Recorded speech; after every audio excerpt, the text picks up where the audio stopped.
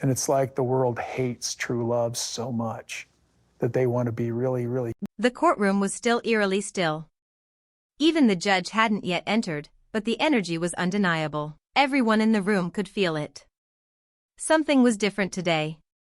Legal analysts, family insiders, and even former crew members from the show had shown up to witness what was being called the most pivotal day in the ongoing legal battle that had engulfed the Brown family. A battle that had grown from quiet tension into national headlines dotted to the heart of it all. Kody Brown. He entered from the side door of the courtroom just past 9-0-3 m, flanked by two attorneys and wearing a gray tailored suit that did little to hide the exhaustion on his face. His jaw clenched, eyes narrowed. He didn't scan the room like usual. He didn't even look back at the gallery where Robyn sat stone-faced, gripping the edge of her binder so tightly her knuckles had turned white. Mary was seated 2 rows ahead. Calm. Collected. But her eyes burned with a different kind of fire than the twist, just. Before the judge entered, a clerk handed a small, unmarked flash drive to the prosecution's table. Whispers flew. Phones were lifted. Eyes darted. One of the attorneys whispered into a colleague's ear and the entire bench leaned back. Seconds later, the judge took her seat. "We have just received newly submitted evidence," she said, her voice flat but firm. "We will now review surveillance footage relevant to Exhibit 19B. Mr. Brown, please remain seated as this directly pertains to your conduct." The courtroom hushed. Not a single shuffle or cough broke the silence. The screen lit up. What began playing was grainy footage. Time-stamped. Dated only 6 weeks earlier. The angle showed what appeared to be the entrance to a private property, one that court documents had previously described as off-limits during the current investigation. At first, Kody leaned forward, confused. Then came the second angle, a hidden surveillance cam from inside the property. His eyes widened. His lawyer leaned in and whispered something quickly. But Kody didn't move, didn't blink, didn't breathe. The judge paused the footage. "Mr. Brown, were you aware of the recording devices installed at the Coyote Pass property as part of the civil asset oversight ruling?" Kody's lips parted, but no sound came out. It had begun. And the man who once commanded the spotlight on reality television was now sitting under its harshest glare. The screen flickered again, and for a brief second, the courtroom could see nothing but static and a faint hum from the speakers. The time stamp in the corner glowed an ominous, red, 2:13 a.m. This wasn't just surveillance footage from an entrance away. This was the inside of a property that had been sealed under court order for months. Hush fell so deep that even the bailiff stopped mid-step. Every head craned forward as the footage came into focus, Kody Brown, unmistakable in his silhouette, stepping into a dimly lit interior room carrying a box. And no crew. No lawyers. No Robyn. Just him. Alone. The camera zoomed slightly. Someone had deliberately set up multiple angles. This wasn't a casual security system. This was a coordinated effort, approved by the court, to monitor the property's contents during the ongoing asset freeze. And Kody had walked straight into it. He was caught in the footage. He placed the box on a table, looked over his shoulder twice, and began unpacking something. Documents. Jewelry boxes. Bundles wrapped in paper. He reached for a safe hidden behind a false panel, something the court had only learned about last week.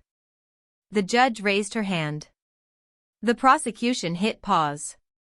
"Mr. Brown," the judge said slowly, "this footage was taken under judicial order. Are you aware that entering this property violated the injunction issued 3 months ago?" Kody's attorney shifted uncomfortably, flipping through papers that clearly had no prepared answer. Robyn whispered something into the ear of a paralegal behind her. Her face drained of color. Kody swallowed hard, gripping the edge of the defense table like it was the only thing keeping him upright. For the first time in the entire trial, his eyes darted to the gallery. Mary's gaze locked on him. Unflinching, the prosecution pressed play again, this time. The footage showed Kody removing a velvet pouch from the safe and emptying it onto the table. Gold jewelry glittered under the dim light. Another pouch. More valuables. He picked up a folder marked statements. The camera caught it all. Gasps erupted from the back row. Someone muttered, "That's the nest egg," before the bailiff barked for silence, and then, just as Kody began to gather the items and walk back toward the door in the video, the real Kody in the courtroom shook his head violently, whispering to himself. He knew what everyone else was realizing. This wasn't circumstantial, this was evidence. The courtroom was no longer silent. It had shifted into a low, collective murmur of disbelief as the footage kept rolling. On the screen, Kody's actions inside the sealed property were playing out like a slow-motion confession. And in real time, the Kody sitting at the defense table looked like he was cracking from the inside out. Every detail in the video was damning. The time stamp.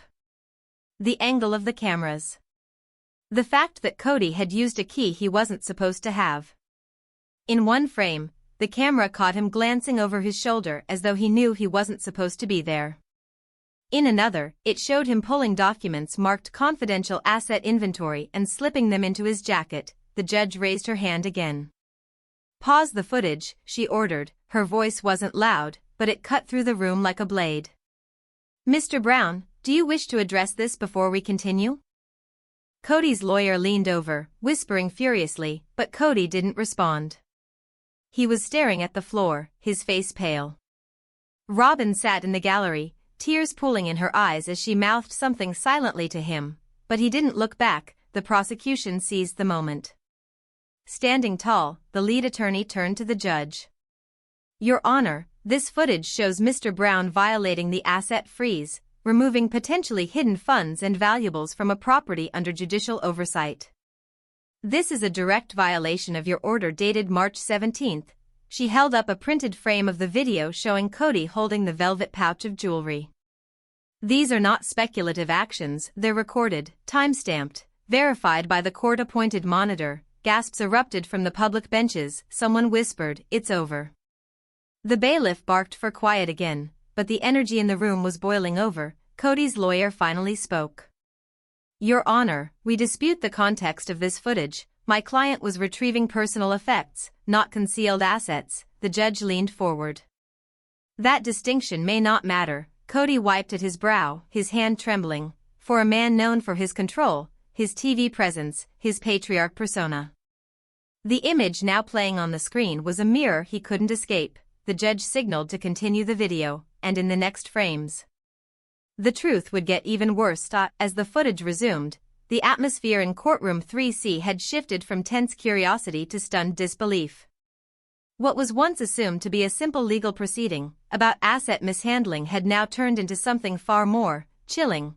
The screen displayed a close-up of Kody placing a sealed envelope inside a second velvet pouch, only this envelope wasn't blank.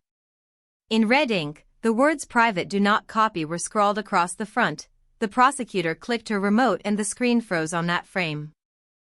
Then she turned to the judge. "This envelope, Your Honor, was previously listed in our subpoenaed inventory. It was believed to be missing. Its contents pertained to an alleged offshore account Kody Brown had denied knowledge of under oath. This footage says otherwise." The courtroom inhaled as one. Kody turned pale. The judge leaned forward slightly, not saying a word, just watching him, waiting for any kind of explanation.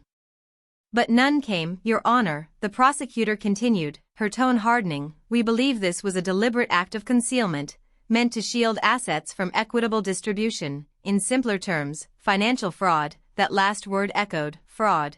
Kody's attorney tried to interject, citing context, but the judge waved him off. "We'll hear your argument shortly," she said, coldly. "For now, we continue." The footage moved on. Now, the camera showed Kody pulling out his cell phone, taking pictures of each document in the envelope, then deleting the photos immediately after capturing them. The prosecution had paused on that moment. "Your Honor, our forensic team has confirmed based on timestamp syncing from court-approved digital logs that these files were sent to an unknown encrypted account just minutes after filming.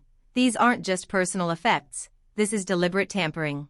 At the defense table, Kody's leg began bouncing uncontrollably. His face was soaked in sweat. He leaned into his attorney again, whispering something too low to be heard, but his hand was visibly shaking. It was the first physical sign of unraveling. And then, the most unexpected voice in the room spoke. From the back bench, Mary rose. "Your Honor," she said, loud enough to command attention but calm enough to sting. "If I may address the court, I can tell you exactly where that envelope came from, and what was inside it." Gasps. One reporter dropped their pen. The judge stared. "You'll have your chance, Mrs. Brown," she said, "but if what you're implying is true, we're about to open a door that changes this case entirely." All eyes turned to Mary as she stood, calm but undeniably resolute. The courtroom had gone still again, but this time, it wasn't because of surprise. It was reverence. Everyone knew something huge was about to break, something unfiltered, unscripted, real. The judge looked directly at her. "Proceed, Mrs. Brown." Mary stepped forward, her heels clicking sharply against the marble floor. Her voice steady. "The envelope marked private, do not copy, was originally kept in a locked cabinet in our Flagstaff home," she began, her eyes never leaving Kody's. It contained a list of shared marital assets and receipts showing large transfers from family accounts into one unknown LLC, an LC registered in Robyn's name. A hush, then gasps. Robyn's head snapped toward Kody, stunned. Kody looked down. "I found it when I was cleaning out the study last year," Mary continued. "When I asked about it, I was told by Kody that it was none of my business, that it was just business strategy, but he never explained what that strategy was, and later, it disappeared." The prosecution immediately requested Mary's statement be entered into the record.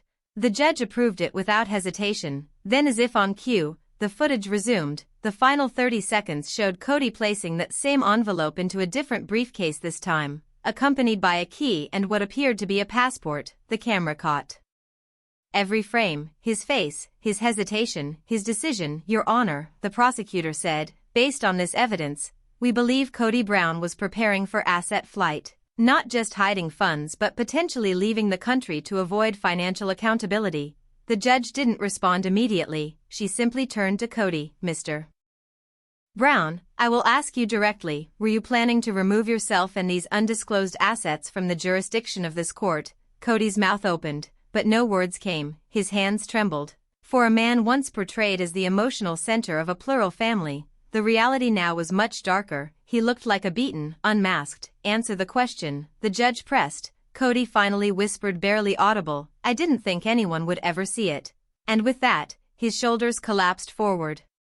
The weight of his secrets and the courtroom's gaze finally crushed the persona he'd carried for decades. The silence after Kody's whispered confession was broken not by the judge, not by Mary, not even by the prosecution. It was Robyn. "That's not what you told me," she yelled, suddenly on her feet, heads turned. Reporters nearly leapt from their chairs. Her voice echoed off the courtroom walls. Her eyes were locked on Kody, not with sympathy, but betrayal. "You said it was old paperwork, you said it didn't matter anymore. What else are you hiding from me?" The judge banged the gavel once. "Mrs. Brown, sit down." But Robyn didn't, not right away. Her voice cracked as she kept going. "How many times have I defended you, lied to my family for you, and now this? A passport, a fake account, what is going on?" The judge repeated her order, and finally, Robyn sank back into her seat, sobbing silently into her hands. Her breakdown mirrored the one Kody had barely managed to suppress moments earlier. Two people who had once stood as a united front on reality TV were unraveling in front of the world. The prosecutor wasted no time capitalizing on the chaos. "Your Honor, this outburst supports our theory. Key information was withheld from Mrs.